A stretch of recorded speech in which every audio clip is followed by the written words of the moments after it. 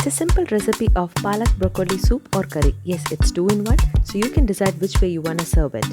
So it's very simple. Take some chopped onions and ginger, garlic and 1 green chilli, and take some cleaned palak broccoli and add some cumin powder, garam masala, pepper powder and salt according to your taste.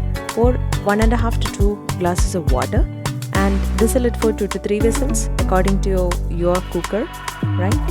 And then once it is done, let it naturally cool and grind it in a mixer jar and keep it aside.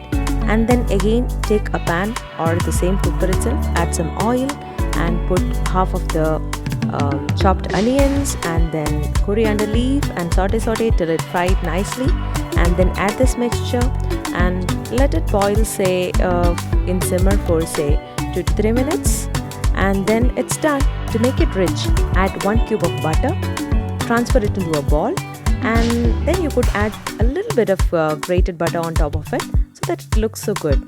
That's all. The palak broccoli soup or curry is done. You can serve it with rice, basmati rice say, if you are using it as curry, or you could use it also as a soup, but it will be a bit thick soup. That's all. So try this out and let me know in the comments. Thank you.